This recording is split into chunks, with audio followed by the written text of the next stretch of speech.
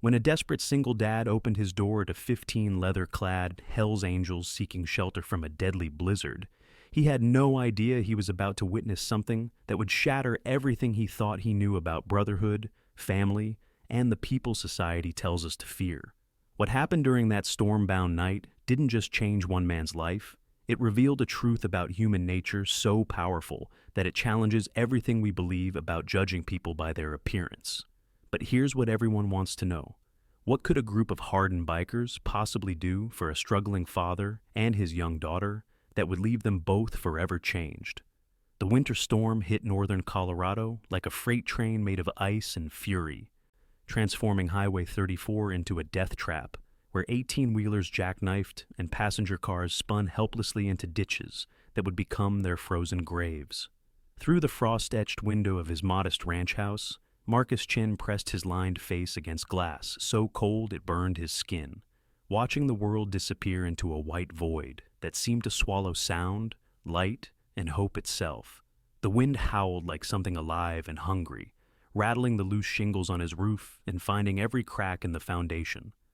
Every gap around the windows where the caulking had failed last summer, when he still had a job and still believed that hard work and good intentions were enough to keep his family safe.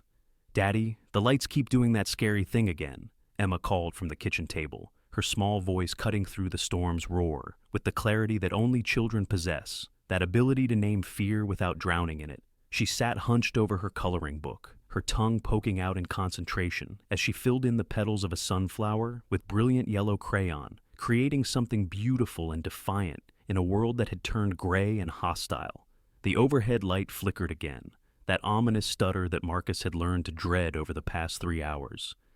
Each flicker a countdown to the moment when they'd be left with nothing but the struggling fireplace and whatever warmth they could coax from the space heaters that were already pushing their ancient electrical system to its limits. Marcus ran his fingers through hair that had grown too long since his last haircut, a luxury he could no longer afford, and felt the familiar weight of failure pressing down on his shoulders like the snow accumulating on his roof.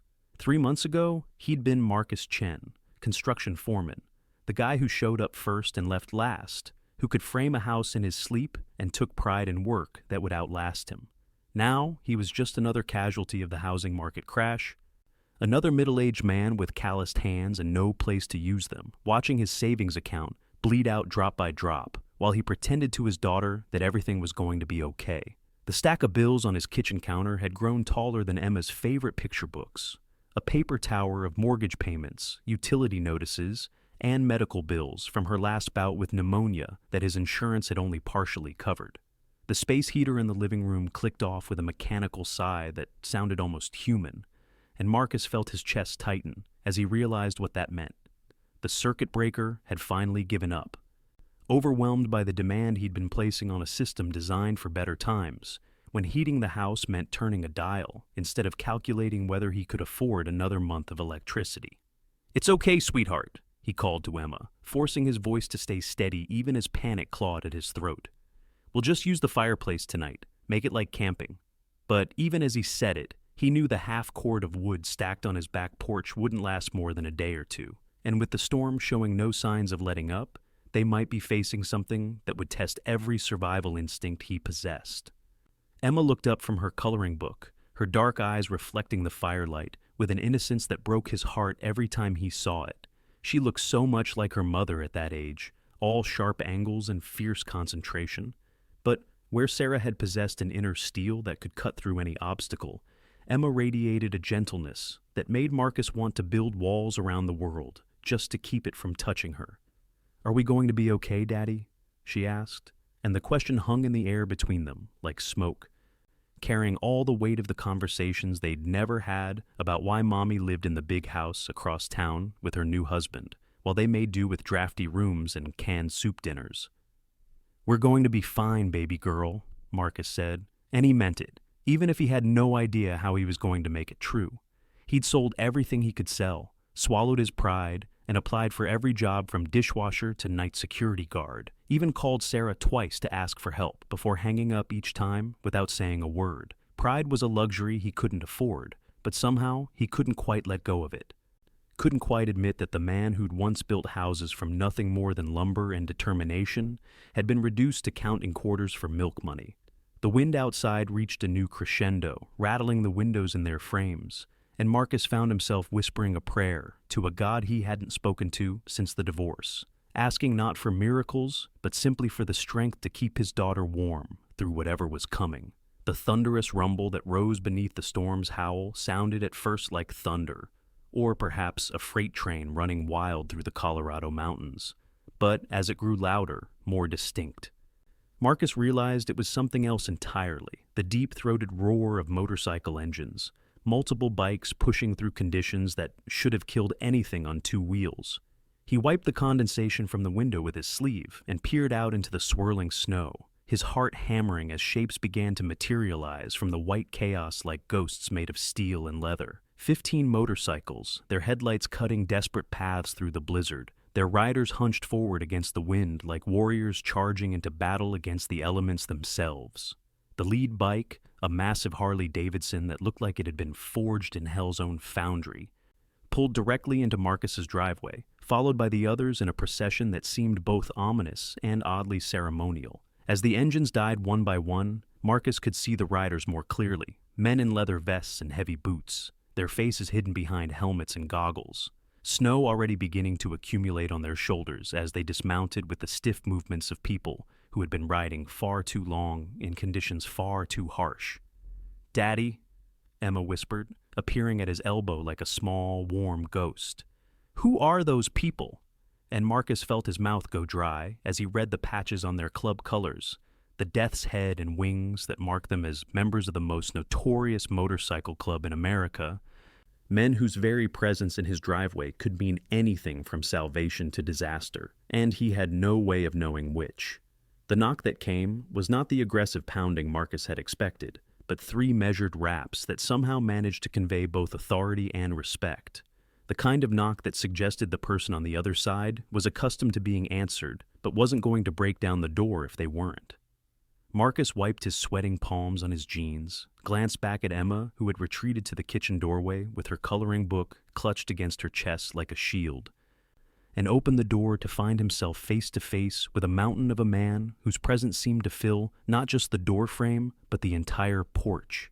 The stranger's beard was frosted with ice, his leather jacket creaked with cold, and his eyes, pale blue and surprisingly gentle, held the kind of weariness that comes from seeing too much of the world's harsh edges. "Name's Bull," the man said, his voice a gravelly rumble that somehow managed to be both intimidating and reassuring, like distant thunder on a summer evening. Behind him, the other 14 bikers stood in Marcus's front yard, their breath forming clouds in the frigid air, their faces red with cold and exhaustion. Some were older, gray-haired veterans with scars and tattoos that told stories of hard lives lived on harder roads, while others looked barely old enough to drink, boys playing at being outlaws until the storm had stripped away their pretense and left them just as vulnerable as anyone else. "We're not looking for trouble," Bull continued, noting the wariness in Marcus's eyes. "Just shelter until this passes. Our bikes are dying in this cold, and we've got nowhere else to go." Marcus felt the weight of decision pressing down on him, like the snow accumulating on his roof. Everything he'd ever heard about the Hells Angels scrolled through his mind. Stories of violence, drug dealing, territory wars that left bodies in their wake. But looking at these men now, seeing the exhaustion in their faces, the way some of them were swaying on their feet from cold and fatigue, he saw something else entirely. He saw desperation that mirrored his own, the kind of bone-deep weariness that comes from being caught in circumstances beyond your control, from fighting battles you never chose and weren't sure you could win. The youngest among them, a kid who couldn't have been more than 19, was clutching what looked like a photograph in his gloved hand, and Marcus caught a glimpse of scared rabbit eyes above a patchy attempt at a beard. "Please," Emma said suddenly from behind him, her gentle voice cutting through the tension like a knife through silk. "They look cold, Daddy. Really cold." And something in her tone, that simple compassion that children possess before the world teaches them to be afraid, made Marcus's decision for him. He stepped aside, gesturing the men into his house with a motion that felt like jumping off a cliff and hoping for the best. "Come in," he said, his voice steadier than he felt. "It's not much. but it's warm. The bikers file past him, their boots leaving puddles of melted snow on his hardwood floors, their jackets creaking and chains jingling like some bra's strange music. And Marcus noticed how carefully they moved, how they wiped their feet and nodded politely to Emma, how Bull caught his eye and mouthed, "Thank you," with genuine gratitude. The 15 men filled Marcus's modest living room like some surreal family gathering, their massive frames making his furniture look like dollhouse miniatures. But instead of the chaos he'd expected, they settled with surprising politeness, Bull taking the lead in organizing them so that the older men got the chairs while the younger ones sat on the floor, everyone careful not to track snow onto the carpet or bump into Emma's coloring supplies scattered on the coffee table. The scent of leather and motor oil filled the air, mixing with the wood smoke from the fireplace to create something that was both foreign and oddly comforting, like stepping into a world where different rules applied, but kindness still mattered. "You got a beautiful home," Bull said, his eyes taking in the modest surroundings with genuine appreciation, noting the carefully arranged furniture, the family photos on the mantel, the way everything was clean and organized despite the obvious signs of financial strain. "And a beautiful daughter." Emma beamed at the compliment, losing some of her initial shyness as she realized these scary-looking men were treating her with the same respect they'd show any adult. The youngest biker, still clutching his photograph, caught her attention and she approached him with the fearless curiosity of childhood. "What's in your picture?" she asked, and the young man, who couldn't have been much older than Marcus had been when Emma was born, looked up with eyes that held too much pain for someone so young. "This is my daughter," he said, his voice barely above a whisper, and Marcus felt something shift in his chest as he realized this kid wasn't that different from him. Just another father, trying to navigate a world that seemed designed to keep him from the people he loved. "Her name's Lily, and she's 6 years old. I'm riding to Arizona to see her. First time in 2 years. The photograph showed a little girl with pigtails and a gap-toothed smile, sitting on a playground swing with joy radiating from every pixel. And Emma studied it with the seriousness she reserved for her most important coloring projects. As the night deepened and the storm continued its assault on the house, Marcus found himself drawn into conversations that shattered every preconception he'd held about these men. They shared their meager supplies without being asked. Beef jerky, bottled water, energy bars, even a thermos of coffee that Bull produced from his saddlebags like some leather-clad magician. When the power finally died with a decisive click that plunged them all into amber illumination, nobody panicked or complained. Instead, they gathered around the hearth like some ancient tribe, their voices joining in stories that revealed not the criminals Marcus had expected, but fathers and brothers, men carrying their own burdens of loss and regret, dreams deferred and chances missed, all of them riding towards something they hoped would heal the broken places in their lives. The young one, whose road name was Ghost, told them about his daughter in Arizona, about the mistakes he'd made with drugs and alcohol, about the 18 months of sobriety that had finally earned him visitation rights, about how this storm felt like the universe testing his resolve one more time before letting him hold his little girl again. An older biker named Steele talked about the son who died in Afghanistan, about how riding helped him outrun the grief that followed him like a shadow, about the letters from other Gold Star families that he carried in his saddlebags and delivered personally because the post office felt too impersonal for such sacred cargo. Bull himself, Marcus learned, had been a longshoreman in Oakland before a back injury forced him into disability, and the club had become his family when his own had given up on him. A brotherhood that asked no questions about your past, but demanded everything of your present.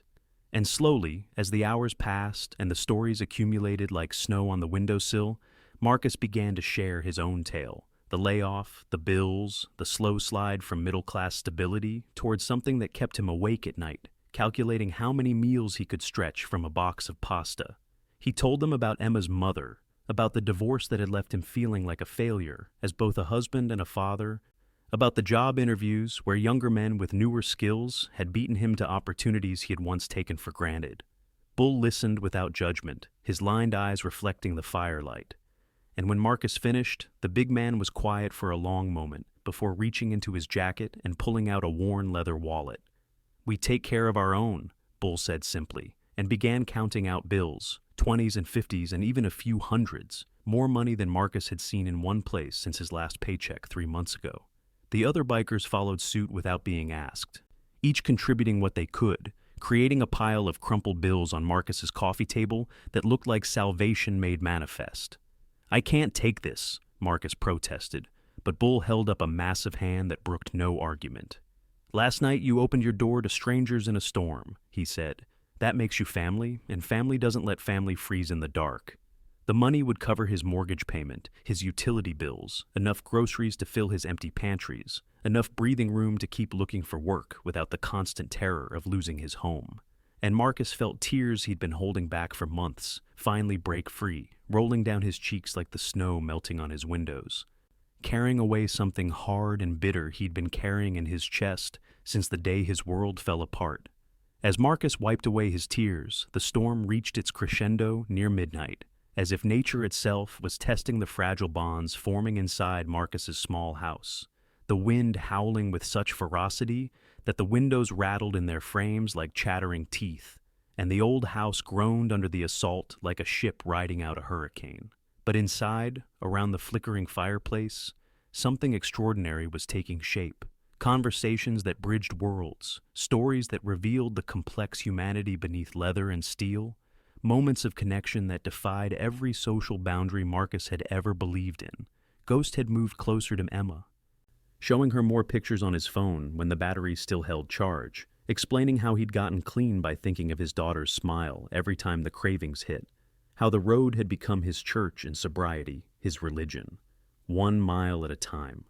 The pile of money on the wooden surface had grown beyond anything Marcus could have imagined, not just cash, but business cards, phone numbers scrawled on napkins, job leads that Bull promised to make happen with a single phone call.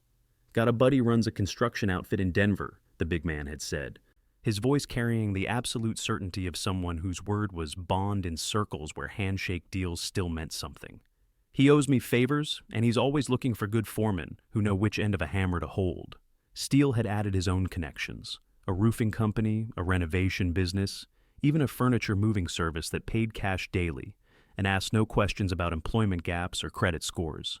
But as the clock crept past midnight and the storm showed no signs of weakening, the conversation took a darker turn when Thunder, a grizzled veteran with arms covered in military tattoos and scars that spoke of battles both foreign and domestic, began talking about his grandson back in Montana. The boy was 12 years old and being raised by Thunder's daughter after her husband had walked out, leaving behind nothing but debt and broken promises. "Kid's getting bullied at school," Thunder said, his voice tight with a grandfather's helpless rage. "Other kids calling him names because his dad left, because we don't have money for the right clothes, the right shoes. Makes me want to ride up there and have a conversation with some parents about teaching their children respect." The words hung in the air like smoke, heavy with implications that made Marcus suddenly aware of how quickly this peaceful gathering could shift into something more dangerous. These men, for all their unexpected gentleness, carried within them the capacity for violence that their reputation suggested, a barely controlled fury at the injustices they had witnessed and endured. Ghost's hands clenched around his daughter's photograph as he spoke about the courts that had kept him from her, the lawyers who'd treated him like a criminal before he'd even been convicted of anything, the system that measured a man's worth by his bank account, and the respectability of his address rather than the love in his heart. "They look at us and see criminals," Bull said, his voice carrying decades of accumulated anger and resignation. "Don't matter that Steele here delivered Christmas presents to foster kids for 15 years running, or that Ghost there hasn't touched a drink or a drug in 18 months. Or that Thunder served 3 tours in Iraq before the VA threw him away like garbage. All they see is the patch, the leather, the bikes, and they make up their minds about who we are before we ever open our mouths." The firelight played across his scarred features, highlighting the network of scars that mapped a lifetime of hard choices and harder consequences. Emma, who had been listening with the intense concentration that children bring to adult conversations they sense are important, suddenly stood up from where she'd been sitting, cross-legged on the floor. "That's not fair," she said, her clear voice cutting through the heavy atmosphere like a bell ringing clear and true. "You're nice. You shared your food and your money, and you helped my daddy. People who say mean things about you are stupid." The simplicity of her declaration, the absolute moral clarity that only children possess, seemed to break something open in the room, and Marcus watched as these road-worn men, outlaws and rebels and society's discards, struggled with emotions that had no place in their carefully constructed armor. But it was what happened next that would haunt Marcus for years to come, a moment that revealed the true depth of the transformation taking place in his living room. The youngest member of the group, a kid they called Prospect, who couldn't have been more than 17 and wore his uncertainty like an ill-fitting jacket, suddenly began to cry. Not the angry tears of frustration, but the deep, body-shaking sobs of someone finally allowed to grieve. "I never had nobody care about me like this," he whispered through his tears, and the story that poured out of him was one that Marcus recognized from newspaper headlines and social services reports. A tale of foster homes and group facilities, aged-out teenagers with nowhere to go and no one to care whether they lived or died. The room fell silent except for the blizzard's continuing violence and the soft crackling of the fire, but it wasn't an uncomfortable silence. It was the kind of quiet that falls when people realize they're witnessing something sacred, something that changes the fundamental nature of reality simply by existing. Bull reached over and placed one massive hand on Prospect's shoulder, a gesture so gentle and paternal that it seemed to transform the fearsome biker into something else entirely, something that looked suspiciously like what fathers were supposed to be in a perfect world where love mattered more than money and acceptance was more valuable than approval. "We're your family now," Bull said simply, and the words carried the weight of ritual, of oaths sworn and bonds forged in fire. That's what the patch means, what the club means. Not the violence the world thinks it sees, but this, taking care of each other when nobody else will, being there when the storm hits and the world turns cold. The other bikers nodded their agreement, and Marcus realized he was witnessing something that existed outside society's understanding, a parallel system of loyalty and care that operated by rules older than law and deeper than convention. As if summoned by the moment's intensity, the wind outside reached a new level of fury, rattling the house so violently that Emma instinctively moved closer to her father, seeking the comfort of familiar arms in a world that had suddenly become larger and more complex than any child should have to navigate. The lights flickered one final time before dying completely, plunging them into a darkness illuminated only by the fire's dancing glow. And in that amber light, Marcus saw something that would stay with him forever. 15 men whose society had labeled as criminals, forming a protective circle around his daughter, their calloused hands gentle as they helped her add wood to the fire, their rough voices soft as they told her stories of the road that were really fairy tales in disguise, their fierce loyalty extending without question to include the little girl who had called them nice when the rest of the world called them monsters. The storm raged on outside, but inside Marcus's house, a different kind of weather was building, the warm pressure system of human connection, of barriers breaking down and walls coming apart, of people discovering that the labels society hung on them were nothing compared to the truth of what they could be for each other when the world stripped away everything but what mattered most. And as the hours stretched toward dawn, as the money on the wooden surface grew into something that would change his life, and the stories shared around the fire rewrote everything he thought he knew about good and evil, Marcus began to understand that the storm had brought more than just shelter seekers to his door. It had delivered a lesson in the difference between reputation and reality, between what people said about family and what family actually meant when everything else fell away. Dawn broke over Colorado like a promise kept, nature's wrath finally spent after its night-long attack, leaving behind a world transformed by crystalline snow that caught the early sunlight and threw it back in a million glittering fragments, as if the universe itself was celebrating the survival of everyone who had weathered the darkness together. Marcus stood at his kitchen window, a cup of coffee, real coffee, not the instant he'd been rationing, warming his hands as he watched the 15 angels methodically preparing their motorcycles for departure, their movements efficient and practiced, despite the sub-zero temperatures that would have sent most people scurrying back indoors. The machines that had arrived coughing and struggling through the blizzard now purred with mechanical satisfaction, steam rising from their engines like the breath of sleeping dragons awakening to a new day. Emma sat at the kitchen table, carefully wrapping something in the colorful tissue paper that Bull had somehow produced from his saddlebags, along with everything else that had made their night of shelter feel more like a celebration than a crisis. She was making goodbye gifts. She'd announced with the serious ceremony that 8-year-olds brought to important occasions, little drawings and colored flowers that she wanted each of the bikers to take with them, as reminders of the night they'd all become family. The money was still there on the table between them, more than enough to keep them housed and fed until Marcus could get back on his feet. But it was the other things, the business cards, the phone numbers, the promises of jobs and connections, that felt like the real treasure, proof that he wasn't alone anymore in the battle to build a decent life for his daughter. Ghost approached the kitchen doorway with the hesitant steps of someone asking permission to enter sacred space, his young face still carrying traces of the tears he'd shed during the night, but also something else now. Hope, maybe, or at least the possibility of hope. "I wanted to give this to Emma before I go," he said, holding out his daughter's photograph, the precious image he'd clutched like a talisman through months of sobriety and legal battles and lonely nights on the road. "Will you keep this safe for me until I see her again?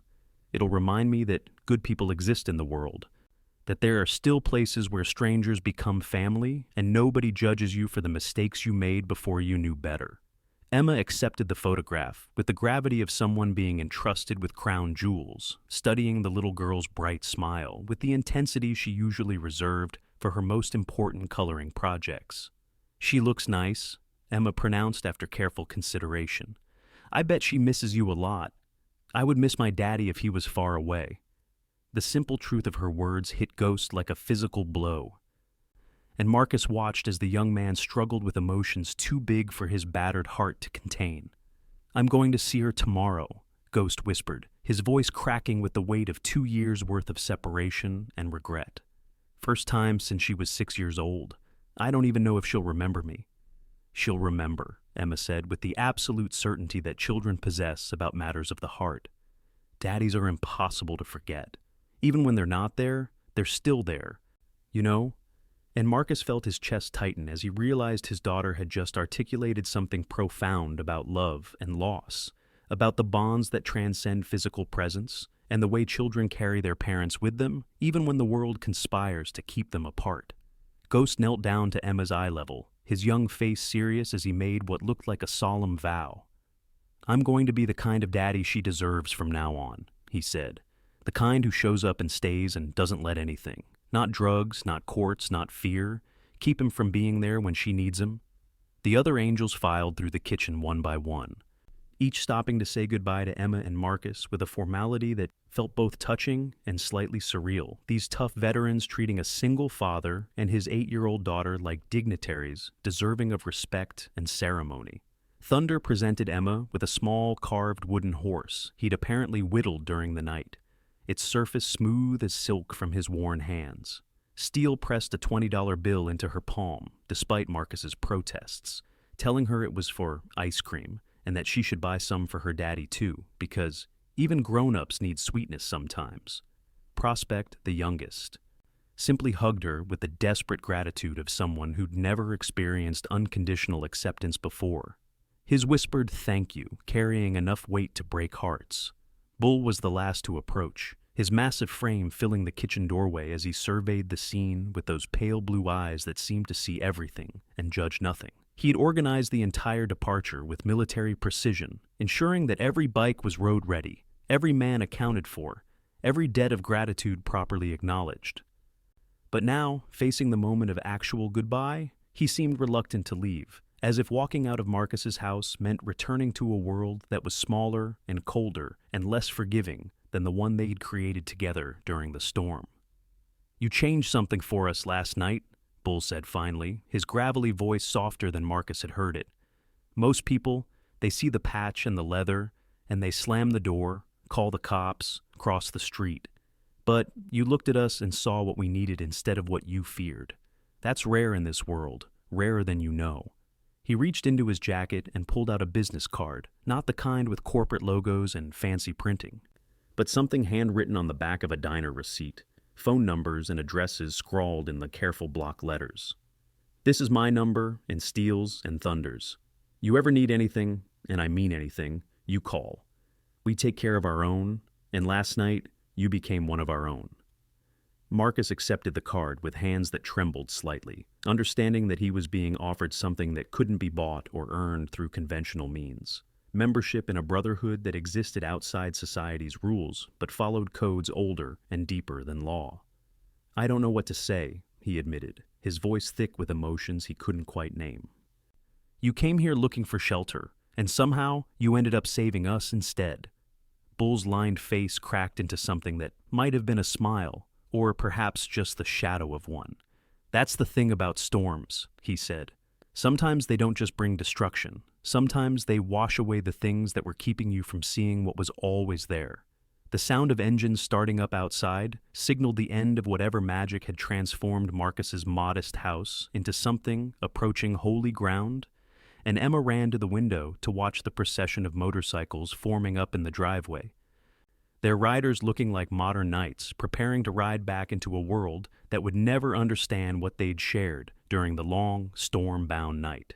One by one, they pulled out onto the snow-packed highway, but not before each rider raised a gloved hand in salute to the house that had sheltered them, a gesture that looked like goodbye but felt more like a promise to remember. Months later, when the job Bull had promised materialized exactly as he'd said it would, when Marcus was back on his feet with steady work and a bank account that didn't keep him awake at night, when Ghost sent photographs of his reunion with his daughter, along with thank you cards written in a 6-year-old's careful printing, Marcus would tell Emma the story of the night 15 angels in leather wings had taught them both that miracles often arrive on motorcycles, that family isn't always about blood, and that sometimes the very people society teaches you to fear are the ones who'll show up when you need them most.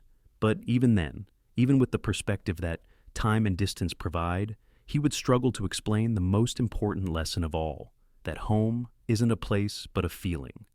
That sanctuary isn't built from wood and nails, but from the willingness to open your door to strangers and discover that in a world full of divisions and differences, the human heart's capacity for love and acceptance remains the most powerful force of all, capable of transforming outlaws into family and turning the darkest night into the brightest dawn, one act of unexpected kindness at a time.